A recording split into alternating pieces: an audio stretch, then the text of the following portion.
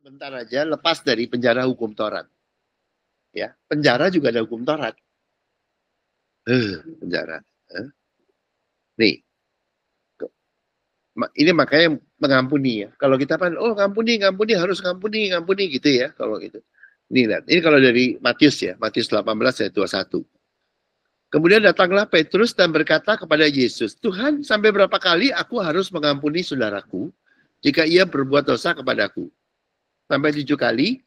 Yesus berkata kepadanya, bukan, aku berkata kepadamu bukan sampai 7 kali, melainkan sampai 70 kali 7 kali. Ya, kenapa? Kenapa mesti sampai begini? Ya toh, yang salah siapa segala macam begitu ya, mengampuni. Nih. Nah, baru di 823. Sebab gitu loh. Hal kerajaan surga sumpahnya seorang raja yang hendak memberikan perhitungan dengan hamba-hambanya. Jadi urusannya mengampuni itu bukan hanya karena benar kamu mesti punya hati yang baik. Urusannya itu untuk kepentinganmu, untuk karena urusannya kerajaan surga di sini. Karena urutannya berkat dengan kerajaan surga. Maksudnya nanti kita lihat, kalau nggak ngampuni, lu nggak dapat berkat kerajaan surga. Itu maksudnya gitu. Jadi kayak bukan karena ya kapan udahlah gimana, bukan. Kalau lu nggak ngampuni, lu rugi gitu loh. Itu yang banyak orang nggak tahu. Di sini kan sebab kecil aja satu kata. Sebab hal ini. Nah, itu apa? Ya kayak gini. Setelah ia mulai mengadakan perhitungan, ya, nanti kan seorang yang berutang 10.000 talenta. Gedenya nggak karuan. 10.000.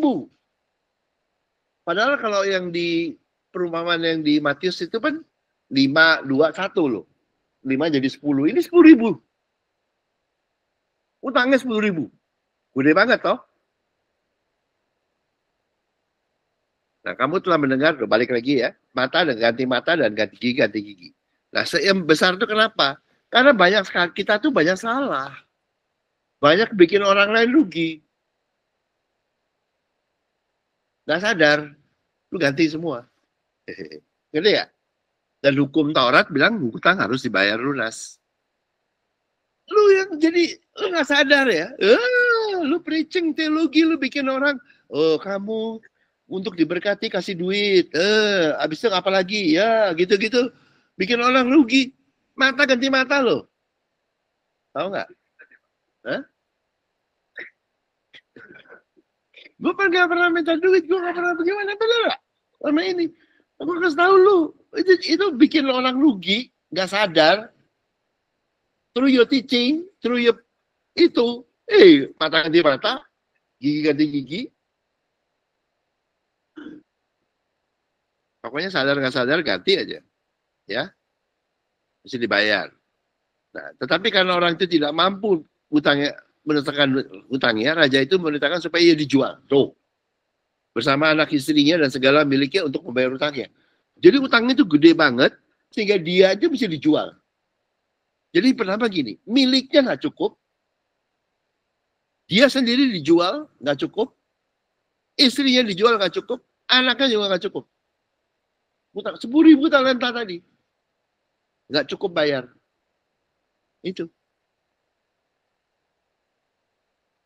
Itu yang apa, orang yang seperti itu. Ya, maka sujudlah hamba itu menyembah dia, katanya sabarlah dahulu, segala hutangku akan kulunaskan. Lalu tergeraklah hati raja itu oleh belas kasihan. Tuh, hati akan hamba itu, sehingga ia membebaskannya dan menghapuskan utangnya. Jadi yang bisa bebasin cuma hati Tuhan. Karena Tuhan kaya. Bayar dia. Kan pikiran Tuhan, kekayaan Tuhan ngikutin hati Tuhan. Ya dia kasihan, nah, dia membebaskannya dan menghapuskan. Itu. Beresin semua utangnya. Makanya orang yang bergantung hati Tuhan, tidak ada utang. Dibayar sama Tuhan. Karena hati Tuhan. Dan dia kaya. Gitu. Ya. Ketika hamba itu keluar, ia bertemu dengan seorang hamba lain yang berhutang 100 dinar. Cuma 100 dinar. Ya. Ia menangkap dan mencekik kawannya itu. Ya. Katanya bayar hutangmu. Maka sujudlah kawannya itu memohon, sabarlah dahulu, utangku itu akan kulunaskan. Tapi ia menolak dan menyerahkan kalian ke dalam penjara sampai dilunaskan utangnya.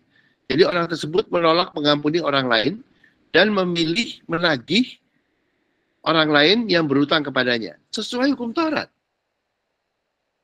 Enggak salah gak dia nagih? Enggak. Tapi dia pakai hukum Taurat. Ini begini. Boleh nagih? Boleh. Nah, karena dia pakai balik lagi ke hukum Taurat, melihat itu kawan-kawannya yang lain sangat sedih, lalu menyampaikan segala yang terjadi kepada Tuhan mereka. Raja itu menyuruh memanggil orang itu dan berkata, hai hamba yang jahat, seluruh hutangmu telah kuhapuskan karena engkau memohonkannya kepadaku. Bukankah engkau pun harus mengasihani kawanmu seperti aku telah mengasihani engkau? Jadi gini, teman-teman. Kalau memilih mengutamakan hukum Taurat, artinya menolak hati Tuhan.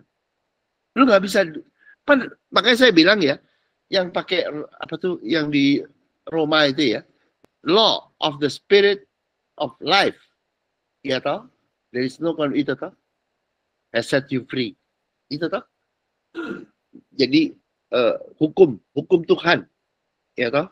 Kalau hukum itu cuma ada dua gitu loh. Jadi kita itu mau ikutin, ya. Makanya kalau bahasa Inggrisnya yang ini lebih tepat. Kalau bahasa Indonesia kurang, ada law-nya, ada kata hukumnya. For the law of the spirit of life in Christ Jesus has set you free from the law of sin and death. Jadi yang pegang hukum Taurat kan kamu berdosa harus dihukum. Terus akhirnya hukuman mati. Kan begitu. Ya toh? Kalau law-nya hati Tuhan, the law of the spirit of life in Christ Jesus. Jadi hukum kehidupan dari hati Tuhan. Itu bebasin. Makanya orang tadi yang ini dia pakai balik lagi ke hukum Taurat. Dia udah terima ini ditinggalin. Hukumnya dia kemari lagi. Kalau dia kemari, artinya dia nolak hukum ini. Karena hukum cuma satu. Makanya hukum harus diganti hukum. Ngerti nggak? Banyak orang di gereja ya, termasuk bukan yang Pentakosta, yang Calvin segala macam termasuk. Itu ngelihatnya tuh ya, hukum Taurat tuh bagus. Kita ikutin cara moral. Hati-hati lu, gue kasih tahu lu.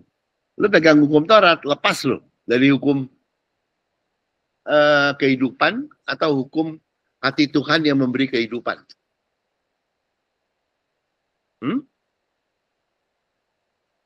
Nggak ada dua hukum. Lu mesti milih salah satu. Jadi manusia itu sebetulnya dia waktu dari awal penciptaan yang diberikan sama Tuhan atau keinginan Tuhan adalah menerima buah dari pohon kehidupan. Cuman manusia dan jangan makan dari buah pengetahuan baik dan jahat. Jadi sebetulnya makan yang buah pohon kehidupan, jangan makan yang ini, kan begitu tuh. Dari Tuhannya. Sama iblis kan dirayu, akhirnya manusianya kebalik. Dia makan ini. Jadi ya, kalau dia makan ini, dia nggak boleh ambil itu loh.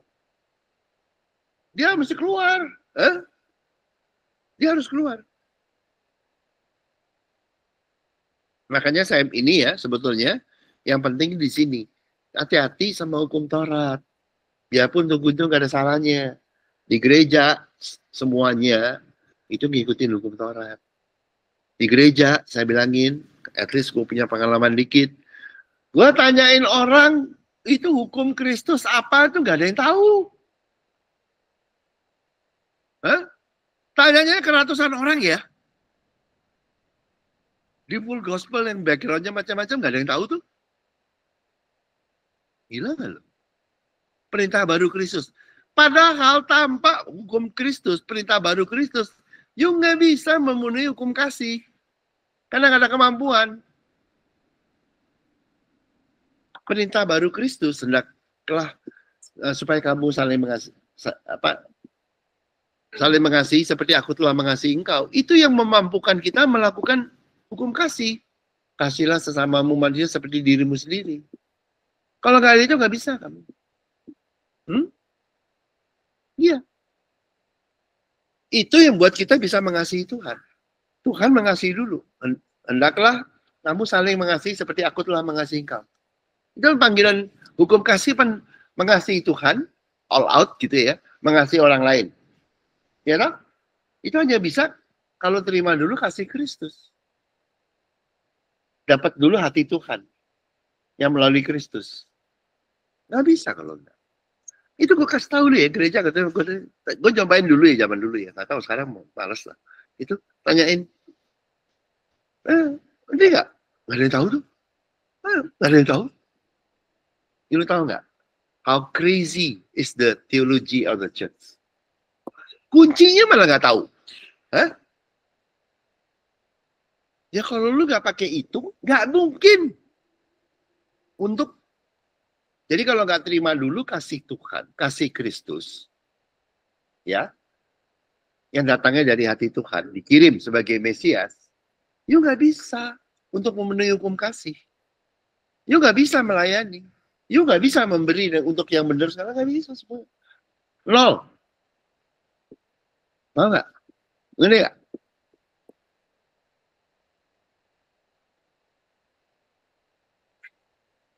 Ini sekarang. Kita nggak tertahan tahun berapa? 2025. Hari ketiga tuh baru mulai.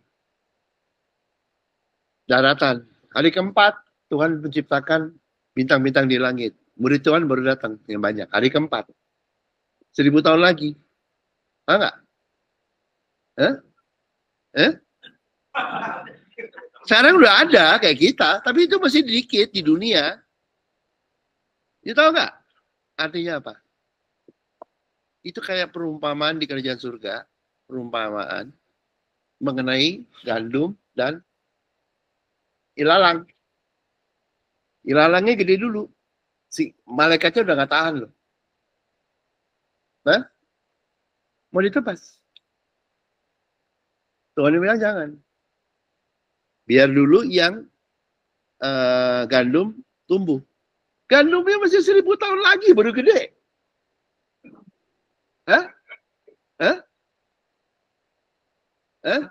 Gak apa-apa, kitanya udah ini. Cuman maksudnya di dunia tuh masih 1000 tahun lagi, kok kasih tahu lo. Artinya apa? Lu bersyukur lo di sini, lu udah kenal di sini 2025. Lu masuk lagi 100-200 tahun di dunia tambah gila, lu tau gak? Karena ilalangnya tambah gede. Hah? Lu pikir teologi tuh udah sekarang ini, lu belum lihat jahatnya. Lu pikir Israel udah jahat, lu belum lihat nanti tambah jahat. Lu pikir Pentakosta semua tuh yang dukung tuh genocide tuh pikir belum, lu belum lihat semua abisnya. Tambah edan dunia. Agama lu tambah edan. Ini baru 2025. Ya kita untung udah game dulu cepetan ya. Tahu nggak? Lu 2500, 2600 lo. Ilalangnya tuh apa? Lu tahu nggak? Tambah gila lu. Produk agamawi. Lu lihat dunia.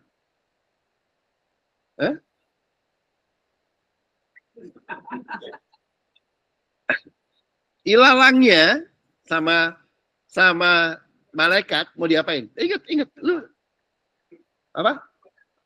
Enggak cukup. Ada 2. Sabit dulu, baru dibakar. Tuh kan ada 2 toh. Ada 2 step toh. Sabit, bakar. Kalau di Wahyu, sabit, bakar. Yang disabit kepala. Bukunya dibakar. Kalau di Kejadian, waktu mau masuk ke dalam menjaga jalan ke Taman Eden, tempat pohon kehidupan, dijagain berapa malaikat? 2. Senjatanya malaikatnya apa? Pedang berapi. Tuh, 1 pedang buat potong kepala, 1 lagi buat bakar. Lu lihat nggak semuanya? Sama. Nangkepnya nanti begitu. Kita ini belum. Ini baru sekarang nih. You belum lihat. Nanti lu 100, 200 tahun, 300 tahun lagi tambah. Dan kita di surga. Nggak apa-apa, nonton aja. Itu. Tapi yang ini. Jadi ini kan begini. Ini duluan. Ininya pelan. Nanti kalau di tahun murid Tuhan ya, hari keempat, ini udah banyak. Nah, baru ini 3,5 masa. Ya, Great Tribulation, baru dipotong. Ngerti nggak? Jadi 1.500 tahun kemudian, itu nggak pas ya. Beberapa kali motongnya kok. Hah? Iya, itu tuh motongnya itu. 7 kali. The rap, murka Tuhan. Oke? Ini kayak begini. Ya, jadi jangan ke Taurat. Lu hati-hati lu. Hah? Itu. Nih. The law of the Spirit of life has set you free from the law of sin and death. Dari hukum Taurat. Hukum dosa dan maut. Ya toh? Jadi roh yang memberi hidup. Ini hati. Nih, hati. Roh itu hati. Ya. Telah memberikan kamu dari hukum dosa dan hukum maut. Itu, hukum utang itu loh. Sesuai Taurat. Jadi bukan Tauratnya jahat. Cuman Tauratnya kasih pagar. Itu. Lu pasti berdosa, karena itu lu pasti berutang, ujungnya lu kepala lu dipotong. Udah gitu aja. Di dalam hukum dosa dan maut. Tapi kalau yang bergantung pada hukum, nih, the law of the hati yang memberi kehidupan di dalam Kristus. Itu loh. Lepas.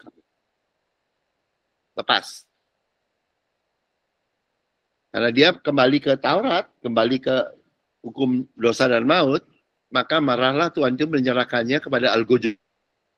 Oh, di Alkitab pikir Algojo ini siapa? Iblis. No. I think no. Tuhan nggak pernah kasih itu bergantung. 10 hukum, itu Algojonya. Atau lebih ya, nggak tahu hukumnya, hukum Taurat kan banyak juga loh, ada yang 10 perintah Allah, ada yang itu Algojonya. Jalanin Algojonya. Jadi balik lagi ke Algojo. Karena menolak hati Tuhan, balik lagi ke hukum Taurat. Di mata Tuhan, hukum Taurat kayak Algojo. Sukanya bantai kepala orang. Ngerti ya? Kan hukum Taurat begitu. Salah hukumannya apa? Oh, bebas. Gak ada di hukum Taurat bebas tuh gak ada. Salah ya dihukum. Salah lagi. Apa? Oh, tambah berat. Berulang-ulang. Ngerti gak?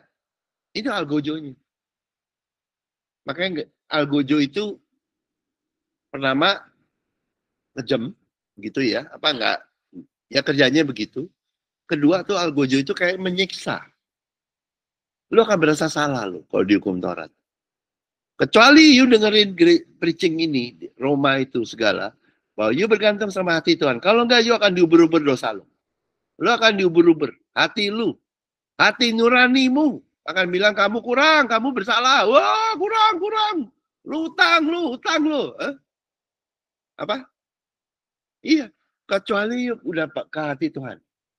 Yang lebih besar dari hati nuranimu. Pada waktu itu kamu bebas. Adem, dunia tuh adem. Dunia tuh damai. Kamu happy. Nah, itu berarti merdeka. Ngerti ya? Kalau enggak, Algojonya tuh nyiksa kamu di hati. Lu berasa salah terus. Siang dan malam. Dituduh. Iya toh? Dituduh siang dan malam. Nuranimu akan menuduhmu. Ya. Sampai ia melunaskan seluruh utangnya. Ya bisa lunas lah. Sampai mati gitu loh maksudnya itu. Hah? Bayarnya pakai apa? Ya, sampai mati gitu. Oke? Nah, maka Bapakku yang di sorga akan berbuat diganti apabila kamu masih diampuni itu. Bapakku yang di sorga. Tuh. Di kerajaan sorga. Bapakku yang di kerajaan sorga akan berbuat demikian jika kamu saya tidak mengampuni dengan segala hatimu. Jadi yang memilih bergantung pada hati Tuhan akan satu, bebas dari penjaranya hukum Taurat. Dan akan memiliki hidup baru di kerajaan surga. Bebas dari utang yang besar, bebas dari Algojo, bebas dari dituduh terus gitu loh. Ngerti nggak? Makanya saya bilang, preacher di gereja agamawi selalu ngingetin dosa. Selalu ngingetin lu mesti begini, lu mesti begini, lu mesti tanggung jawab. Ingat ya, ingat tuh Malaysia menderita. Ingat Indonesia menderita. Lu, hah? Hah? Dikasih terus. Ingat tuh, Palestina menderita. Ingat Israel menderita. Dikasih beban terus. Padahal Matius bilang apa? Marilah engkau yang letih lesu, berapa berat, datanglah, aku akan memberikan kelegaan. Ngerti nggak? Yesus memberikan kelegaan. Pendeta memberikan beban. Wah, nggak bercanda lo. Hari ini lo. Itu yang nanti lo tambah ke depan lo. Sampai 1000 tahun lo. Tambah edan. Ngerti nggak? Nanti itu tambah berat. Hasilnya apa? Apa? Pelayanannya manusia. Ilalang. Bakar. Karena yang menabur dalam daging akan menuai dalam daging. Yang menabur dalam hati Tuhan, roh, akan menuai dalam hati Tuhan atau roh. Yang daging, itu namanya ilalang. Seluruh pelayanan gereja agamawi akan dibakar, nilainya 0. Mas tahu lu. Karena dari daging. Nggak masuk standar Tuhan. Not even 1% pun. Gila nggak? Padahal di sini, ya, gitu, ya. Jadi ini bedanya nih. Ini kerajaan surga. Kalau ini kerajaan surga, Tuhan yang melayani. Terus kamu mimpin segala macam, ya. Tapi Tuhan semua yang kerja. Jadi yang ada adalah kamu melayani karena Tuhan melayani, pelayanan Tuhan kepada kamu, kepada kita melimpah orang lain. Tuh, yang benar gitu. Ngerti gak? Kalau agamawi, kamu melayani. Tuhan bilang, gue bakar lu semuanya, begitu, tau gak? Malaikatnya udah begini, tau gak? Malaikatnya tuh, udah gemes loh. Malaikatnya lu tau gak? Udah pengen, itu dari kejadian loh, ke malaikat tuh. Sampai sekarang dia masih, apa ya? Masih sabar ya. Itu malaikat 2 itu loh, yang menjaga jalan ke pohon kehidupan. Pakai pedang api. Tuh, 2. Itu udah tahan, udah begini-begini loh, tau gak?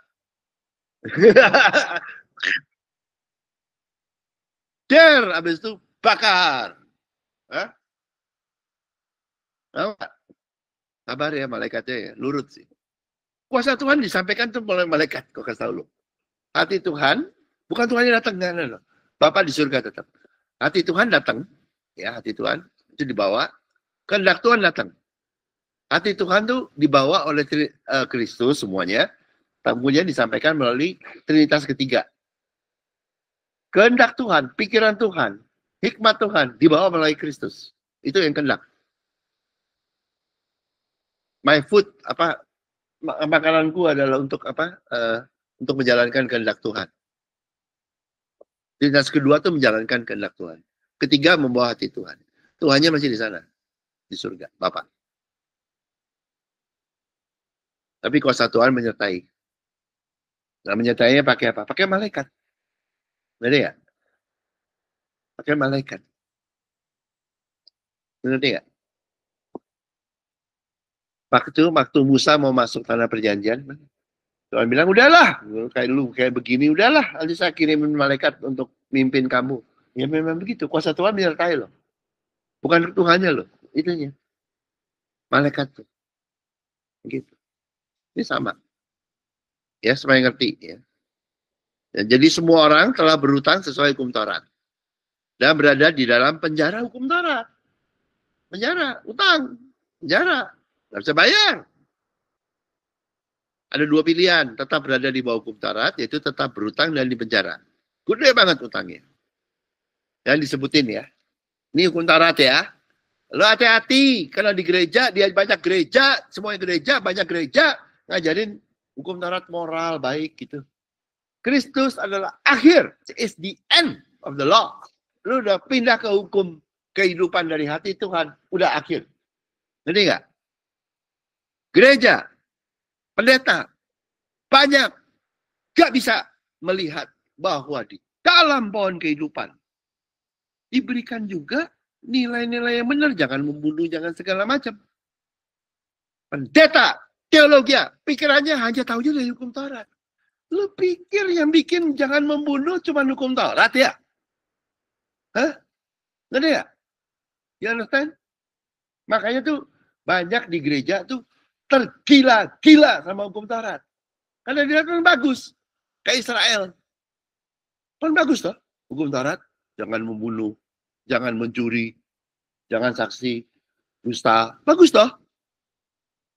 Nggak nyampe di otaknya bahwa pohon kehidupan itu kasih yang lebih benar. Dan nggak ada jangan-jangannya. Malah lebih tinggi. Kamu mengasihi, kamu memberkati, kamu melayani jauh lebih tinggi. Cuman di itunya tuh nggak nyampe di otaknya. Makanya jatuh cinta ke hukum Taurat semua di gereja.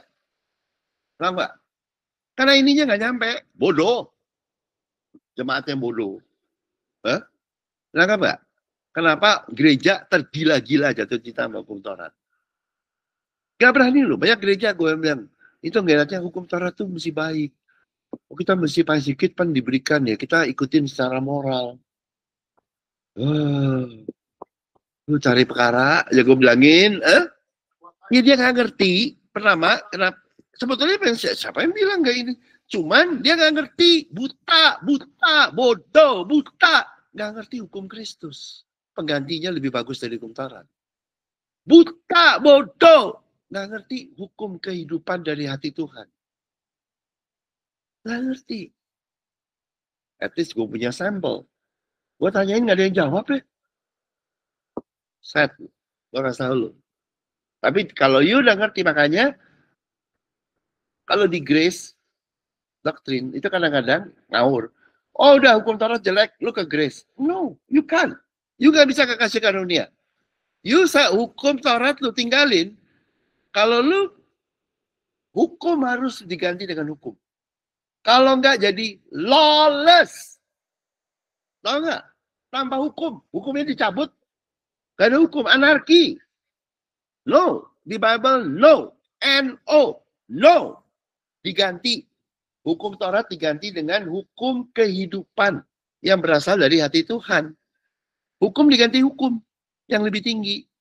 Kalau nolak, ya udah. Nah itu kebanyakan di teologi pada di hukum Taurat semua karena nggak ngerti. Dan gue juga, apalagi bahasa orang Indonesia, 99.9%, gue bilangin lo, omong, nggak ngerti itu. Yang saya bacain ke YouTube bahasa Inggris ayatnya. Gue kasih tahu lu, Roma 8 ayat 2. Di Indonesia lu pendetanya yang bahasa Indonesia, baca Inggris tuh dikit lo. Kalau lu nggak pakai Inggris lu nggak tahu lo. Nih, mana nih? Nih. Kalau orang Indonesia nih bacanya, roh yang memberi hidup telah memberdayakan kamu. Jadi ya, dia nggak tahu hukum. Aslinya no. For the law of the spirit of life. Law, L-A-W itu law, hukum. 99.999% orang Indonesia bacanya yang bahasa Indonesia nggak tahu Inggrisnya. Oh, tahu lo. Nggak ngerti. Hukumnya diganti. Nangkap nggak? Iya. Kasihan loh. Gue bukannya apa? Itulah kerjaannya LAI. Mati gak lo? Korban LAI. Ini zaman LAI yang tulisnya Lembaga Kitab Indonesia. Mati gak lo? Ya. Tapi yang benar bukan hukum Tauratnya terus hilang lo gitu ya, diganti dengan apa? Hukum kehidupan yang berasal dari hati Tuhan. Dan kalau you mau baca di Wahyu 22, nih kita cari aja ya, Wahyu 22. Lalu ia menunjukkan kepadaku ini surga ya, air kehidupan yang jernih bagaikan kristal yang mengalir, akhir dari Wahyu ya, yang mengalir keluar dari takhta Allah dan takhta anak domba.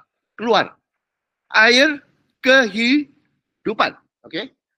Di tengah jalan kota itu yaitu di seberang menyeberang sungai itu. Tuh. Jadi dari Bapa dan dari Yesus mengalir kehidupan. Ngerti ya? Kemudian tumbuh apa? Pohon-pohon kehidupan. Ada pohon-pohon kehidupan yang berbuah 12 kali, tiap-tiap bulan sekali. Dan daun pohon itu dipakai untuk menyembuhkan bangsa-bangsa. Adanya itu. Ya. Maka tidak akan ada lagi laknat. Nggak ada lagi pohon pengetahuan baik dan jahat loh. Di Wahyu. Adanya pohon kehidupan.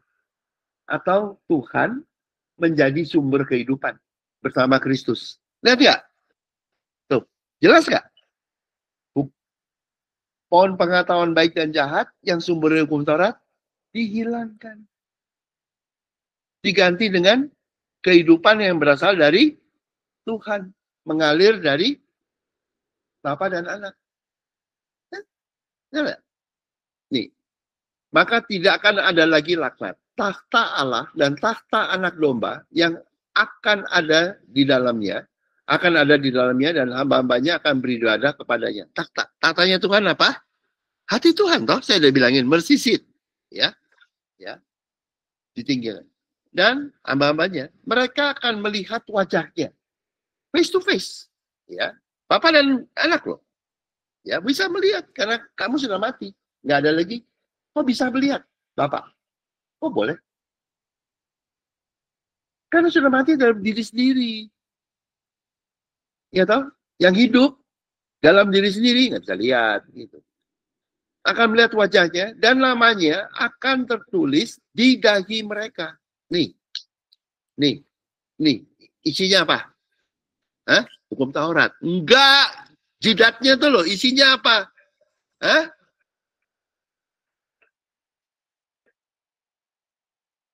Lamanya. Mesias, Tuhan yang mengasihi, Tuhan segala macam. Kehendaknya. Nih apa? Jidat. Nih, jidat. Isinya apa? Bukan hukum Taurat. Isinya apa? Hikmat Tuhan yang datang. Saya kasih tahu ya. Lu kalau di Israel, itu namanya tefillin. Dipasangin. Suruh apal. Ayat ditaruh di baby dari kecil. Di sini sama di jidat. Itu namanya tefillin. Disuruh apal ayat. Ayat itu apa? Hukum Taurat. Tapi murid Kristus, no. Adanya apa? Namanya apa? Mesias. Dia yang mengampuni, dia yang bekerja. You understand? Dia yang memberi kehidupan.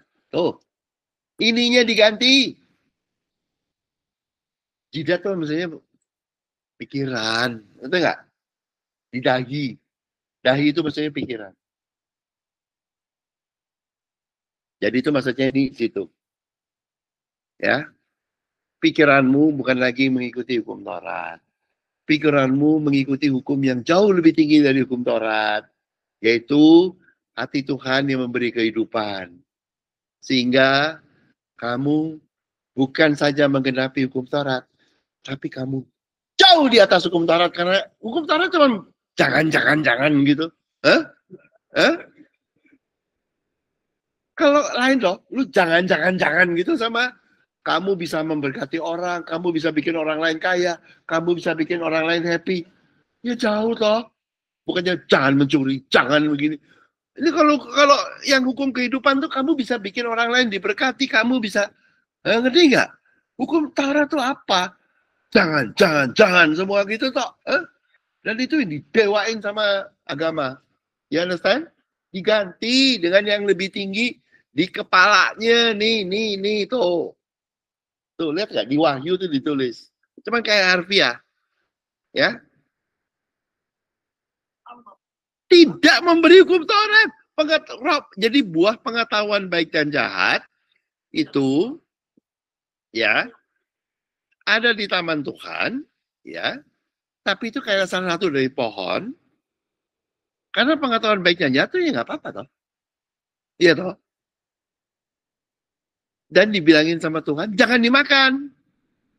Artinya tidak diberikan untuk dimakan. Ngerti nggak Pak? Kayak misalnya di surga nanti ya, ada kita jalan-jalan di atas trot jalanan yang emas. Jangan digigit ya emasnya ya.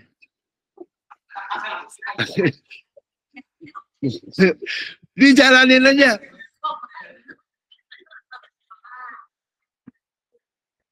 Ini ya. Nah, orang yang nggak tahu bahwa di dalam pohon kehidupan, ya, soalnya kalau pakai nanti kapan-kapan ya, tapi saya bisa siapin, saya bisa cariin kayak itu di dalam pohon kehidupan itu kan dari Tuhan, hati Tuhan. Hati Tuhan tuh memberi apa? Semuanya, termasuk apa? Tuhan Allahmu akan memberi kau pengetahuan dalam segala sesuatu. Hah? Lu pikir orang yang bergantung sama kehidupan dari Tuhan gak ngerti? Jangan gitu. Tahu, tapi bukan dari hukum Taurat, taunya dari yang lebih tinggi. Itu lihat, among others. Dikasih semua. Jadi sebetulnya tuh naif untuk berpikir bahwa itu nggak ada di Alkitab itu nggak ada bahwa hukum Taurat itu sumbernya pengetahuan itu cuma di hukum Taurat. Loh, di mana ayatnya nggak ada? Hukum Taurat tahu, hukum Taurat baik, tapi dibuang juga nggak apa-apa kok. Diganti dengan yang lebih tinggi, gitu loh. Nih, 2 Timotius 2:7. Ya, consider what I say, for the Lord will give you understanding in everything. Saya pegangan saya ini dari dulu. Gue nggak tahu, tapi Tuhan gue akan kasih gue pengetahuan dalam apa? Segala sesuatu. Nggak ada ayat yang bikin bingung. Lu di Timotius. Perhatikanlah apa yang kau katakan. Tuhan akan memberi kepadamu pengertian dalam segala sesuatu. Siapa bilang pengetahuan tentang hukum gitu? Jangan cuma di hukum Taurat. Loh, ngerti nggak? Dari kehidupan dari Tuhan. Ngerti nggak? Jadi kasarnya begini. Di rumah, bapak ibunya kasih anaknya. Emang tuh anak cuma dapat hukumnya Undang-Undang 45. Belajarnya dari Undang-Undang 45. Pancasila. Emang bapak ibunya nggak ngajarin? Ini ya? Itu loh kehidupan dari bapak ibunya. Yang jauh lebih tinggi dari jangan itu. Ini ya? Nggak you got to know. Karena waktu mesti pindah hukum. Jangan ikutin yang kayak ajaran grace yang ngawur. Hukum Taurat kurang baik atau nggak sempurna, nggak bisa nolong, dia tahu. Terus dia tinggalin, dia nggak ada yang baru. Itu kegagalannya. Sebenarnya no. Kebarunya ini hukum Kristus atau perintah baru Kristus atau itu tadi hukum kehidupan berasal dari ini, dari hati Tuhan melalui Kristus. Tuh, sama. Iya. Nanti nggak? Diganti dengan itu. Atau the law of Christ disebutnya. Ya, law of Christ. Hukum Kristus. Hendaklah kau saling menanggung beban, dan dengan demikian kau memenuhi hukum Kristus. Itu loh, ada kata itu. Kalau makanya saya mesti ngerti hukum Kristus, ngerti perintah baru, ngerti di sini. Karena waktu ninggalin yang lama, kalau cuma ninggalin yang lama, nggak ada hukum yang baru, kamu jadi anarkis.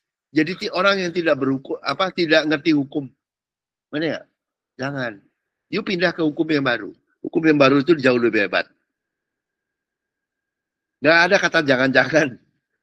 Dibikinnya kamu sempurna, kamu dibikin gitu loh.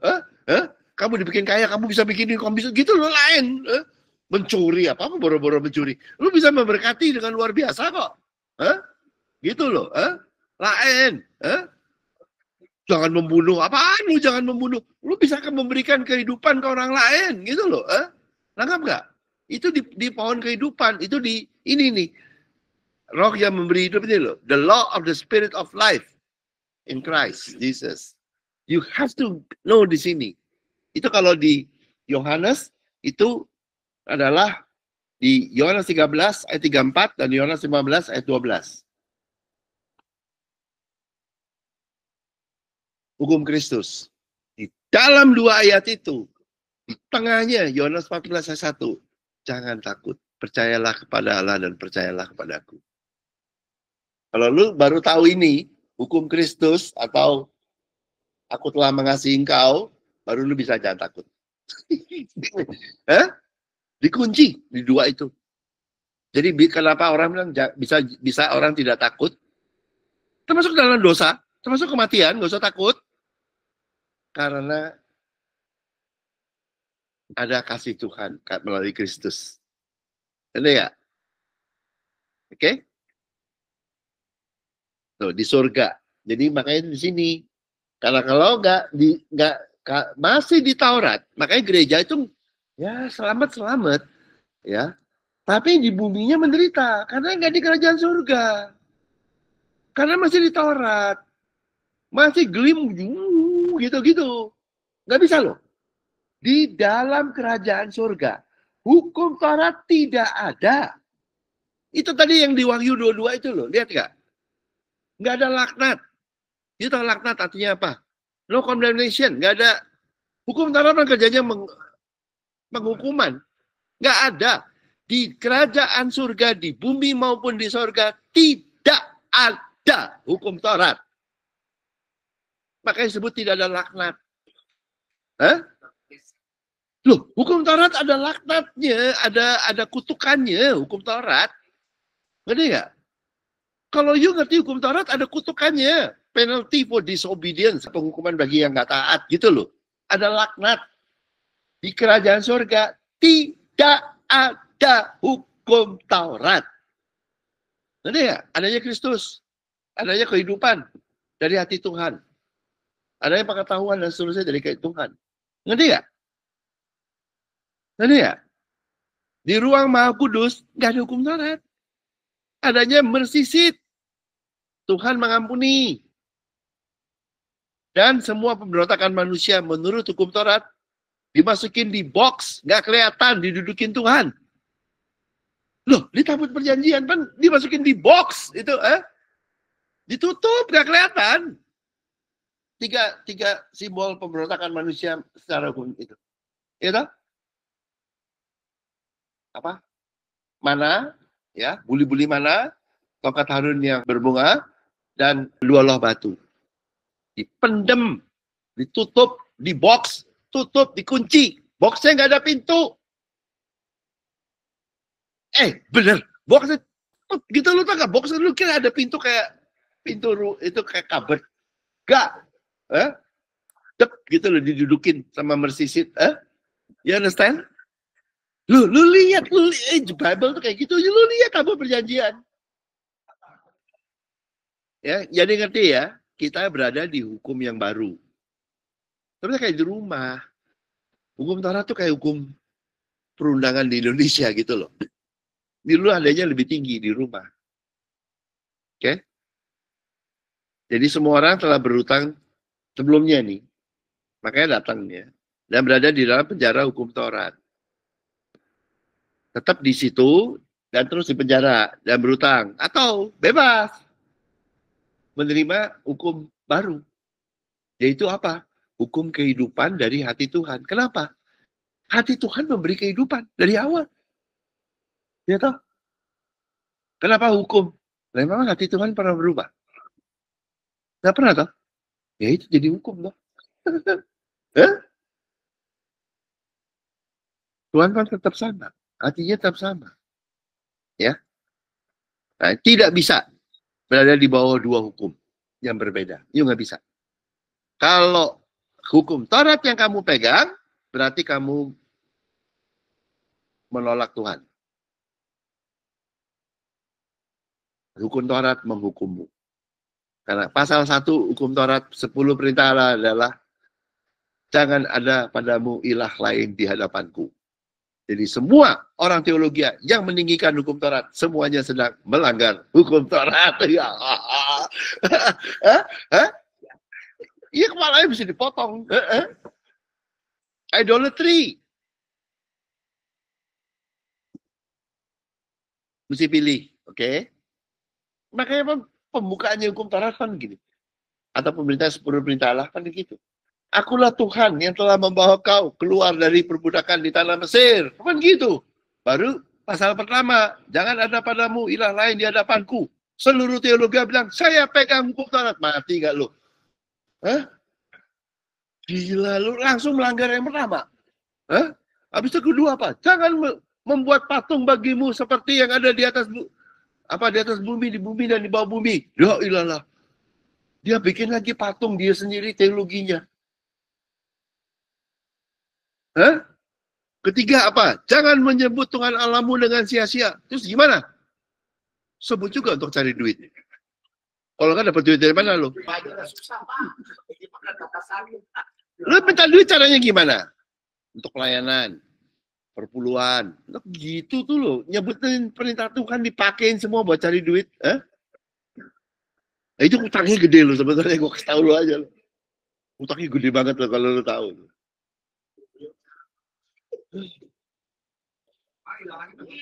Jadi cuma dua pilihan. Mau berada di mana? Di bawah hukum Taurat atau berada di bawah hukum kehidupan dari hati Tuhan yang berbelas kasihan. Pilihan cuma dua. Gak bisa di dua-duanya loh. You cannot. Kalau pilih yang ini, iya, out loh. Out loh dari kerajaan surga loh. Hah? Sebetulnya, Tuhan bilang, lu tahu nggak? Karena lu banyak hukum Taurat, lu banyak dosa, banyak kesalahan ke orang lain, kamu utang, mesti bayar. Sebetulnya, lu jadi kere. Udah jadi kere aja mesti utang. Gue kasih tahu lo ya, kalau di teologi ya, itu pada nggak tahu, ya, atau tahu sebagian. Tapi kalau orang-orang yang Kristen yang dari gue itu ya, yang ngerti ekonomi segala macam, dia tahu nggak hukum Taurat, hukumnya di gereja, itu semuanya kebanyakan tulisannya duit loh. Hukum Taurat juga sama.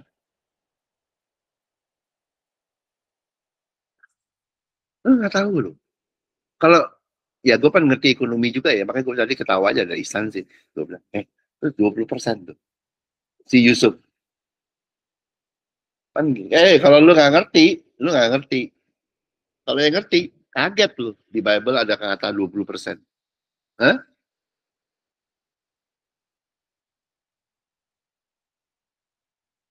Gini loh ya. Gini ya. Si Yusuf kan usulin waktu zaman sapi yang kelimpahan, grain and sapi itu ya, itu untuk si ambil 20%. Gitu loh. Untuk kasnya Firaun. Ya, ditumpuk. Jadi itu jadi dia menabung 20%. Kayak majekin rakyat toh. Ya toh? Tapi dipakainya ujungnya untuk rakyat juga. Sebenarnya begitu, gitu loh. Tapi itu 20%. Seperti itu. Dan akhirnya Firaun menguasai 20% dari ekonomi. School of Thought segala macam itu ya. Apa yang di ekonomi.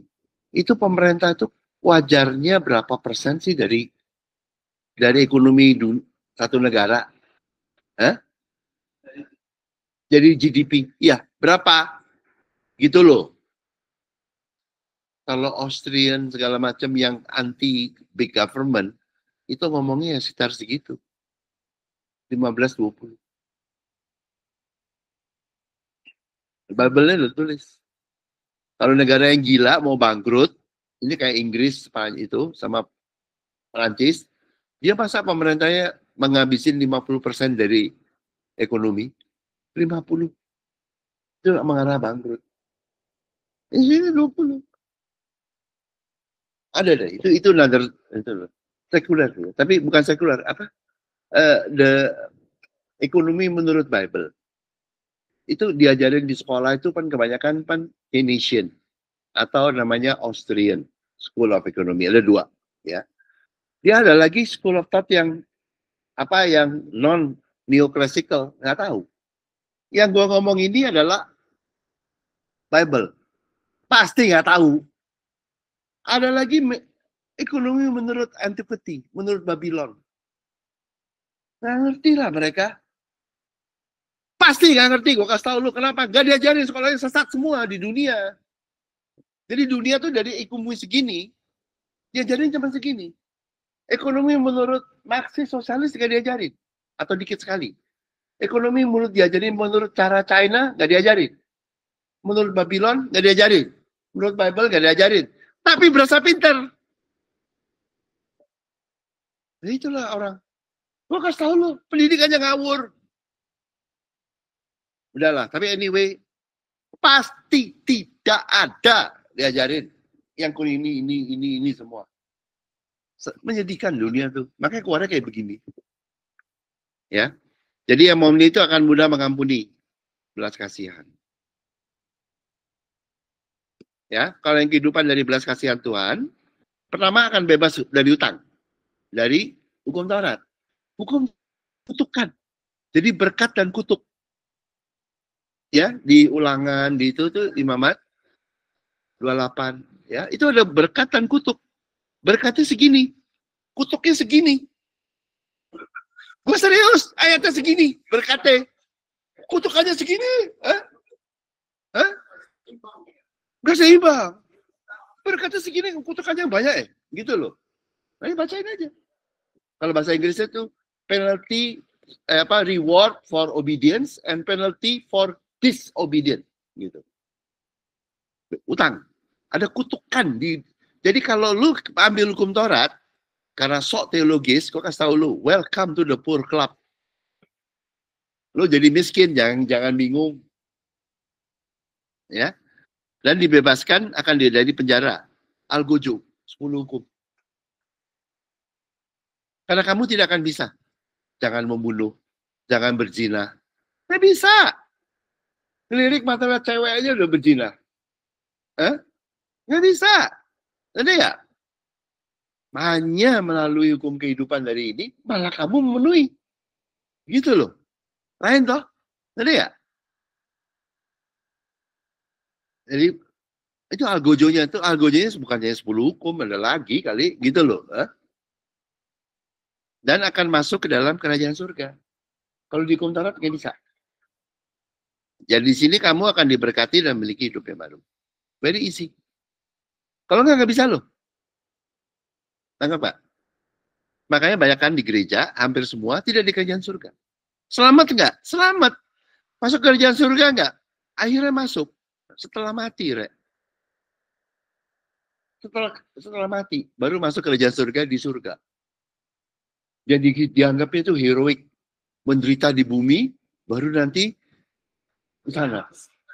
Terjadilah sesuai imanmu. Mampus lu, jangan nangis ya.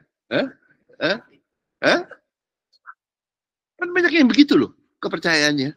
Saya menderita di bumi, nanti saya di surga baru happy. Ya udah terjadilah, mati lu. Bener gitu.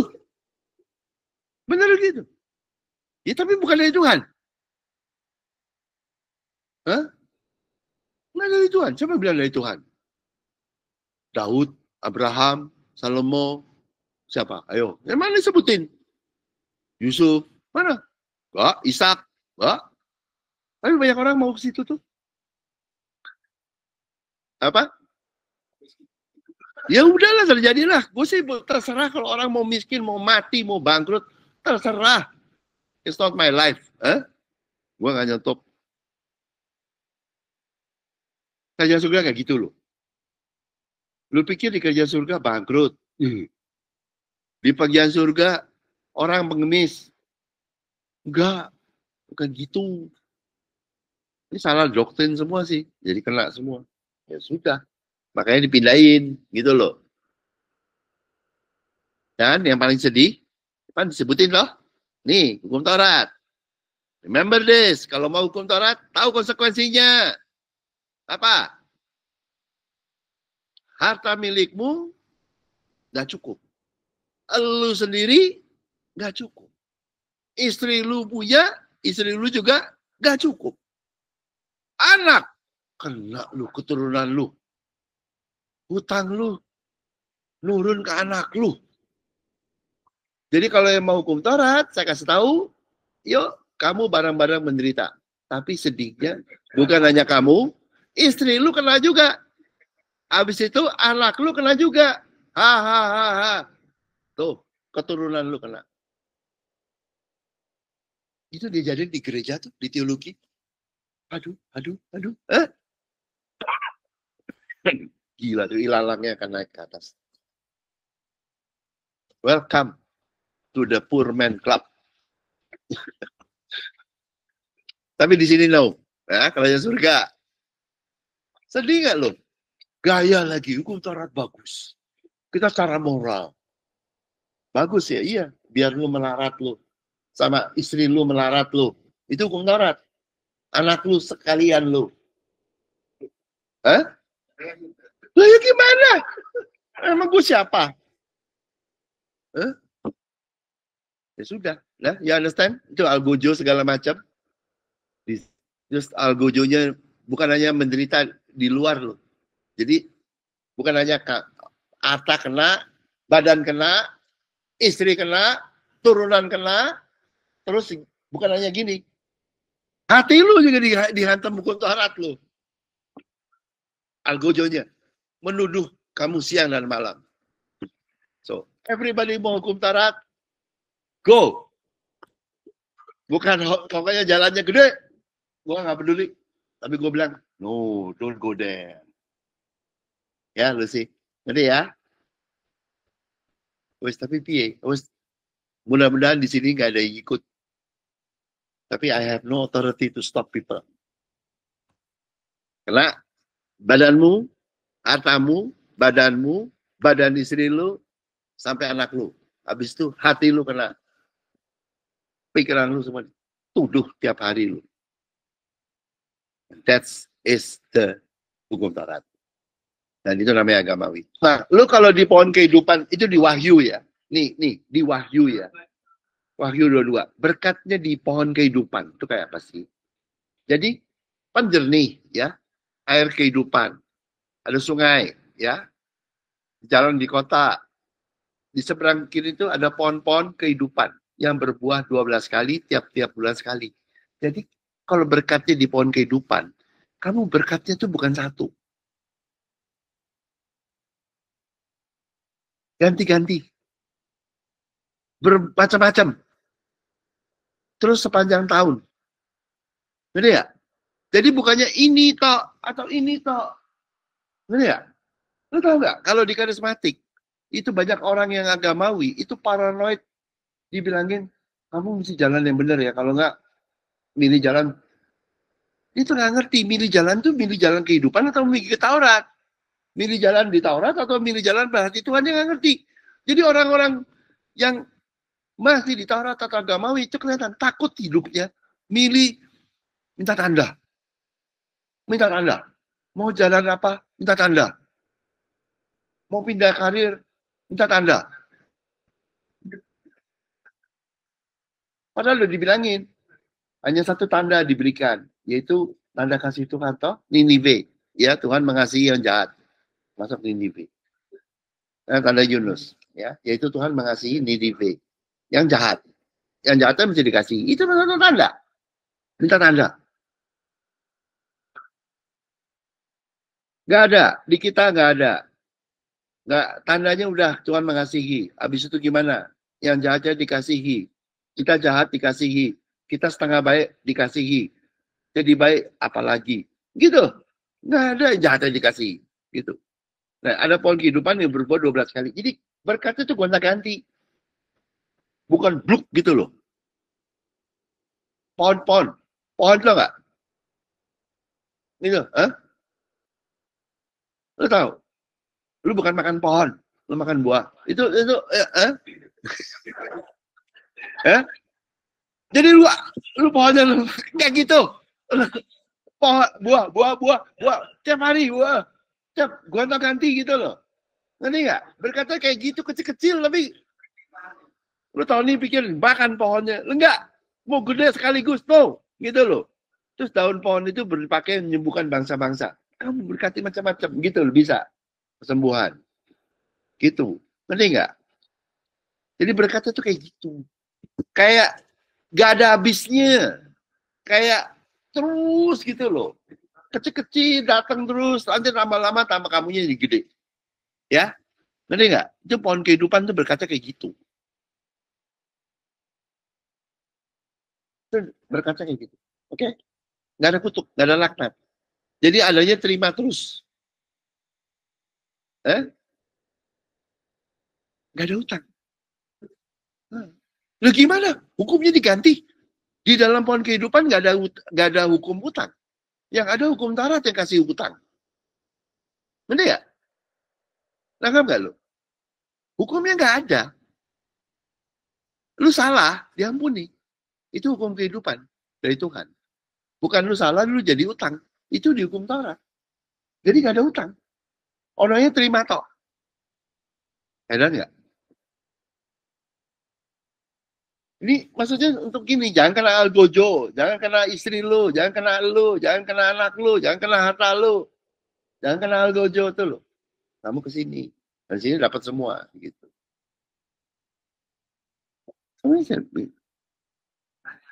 Lu tau nggak, Bible ini kayak begini, kalau di gereja, wih itu ngomongnya kemakmuran. Gua ngomong nginjil kemakmuran ya. Bible itu memang ujungnya memang lu makmur, sehat, lebih dari makmur, sehat, happy, bahagia. Dan memang iya ya di sini. Hah? Ngerti ya? Yang ngajarin kau harus melarat, menderita sampai mati, nanti di surga baru happy. Enggak ada loh. Hah? Gue bilang kalau lu pikir salib, kenapa nggak disalib sekalian tuh? Gue nggak apa-apa lu, orang lain mau disalib, mati lu sekalian disalib. Tapi jangan gue yang disalib, lu aja sono. Hah? Kenapa tanggung? Kenapa tanggung? Salib aja sekalian. Hah? Yang bilang gitu, ayo pikir salib, kita mesti kayak Yesus. Oh lu begitu ya? What does Jesus do? Kan karismatik tuh. Atau gitu. Apakah yang Yesus lakukan? Yesus mati di kayu salib. Ya itu, lu ikut aja, mati di kayu salib. Ya? Loh, jangan ngoceh lu di pulpit, lu ngomong lu. Seperti Yesus. Udah ikut aja kayak Yesus, dipaku. Siapa tuh pendetaannya? Paku sana. Tangan lu dulu, kiri dan kanan. Habis itu kaki. Jangan cuma preaching seperti Yesus lu. Enak aja. Huh? Ngoceh. Kalau minta duit. Jangan menyebut nama Tuhan Allahmu dengan sia-sia. Kalau lu bilang seperti Yesus, jangan sebut dengan sia-sia. Kamu dipasalib seperti Yesus. Videoin. Viralin. Lu ngomong seperti Yesus, enak aja lu. Huh? Lu mau jemaatnya disalib, lu nya ketawa. Balik lu, why don't you yang preach disalib duluan? Yeah. Ngerti nggak? Enggak, saya cerita gini ya. Gilanya agama, goblokin orang dan bener loh, makasih tahu lu. Munafik lu. Ngomong seperti Yesus, what Jesus do, we will follow. Yesus disalib, lu dulu disalib, kepala lu. Enak aja. Salibnya kita bukan, pikul salibmu. Yesus nggak bilang pikul salibku, dia nggak bilang gitu. Nggak Mbak? Pick up your cross, bukan pick up my cross. Tahu nggak bedanya? Tahu nggak bedanya salibmu dan salibku itu apa? Salibku ya itu, yang kayak di preaching pendeta itu. Ya kalau di preaching gitu, kan dia yang pendeta ini disalibin toh. Kalau nggak lu nggak ngerti kegoblokannya orang ngajar itu. Ya, you understand how stupid is? Jangan. Salib kita adalah menerima kasih Yesus. Salib Kristus adalah menerima kasih Bapa untuk kasih ke kita. Makanya dia mati di kayu salib. Tahu nggak? Yuk kita tutup. Tuhan, terima kasih ya Tuhan, karena kasih-Mu, karena berkat-Mu yang begitu baik. Terima kasih ya Tuhan, Kau sendiri terus memberkati kami terus supaya kami bisa mengerti dan melihat keindahan-Mu. Dalam nama-Mu kami berdoa. Amin.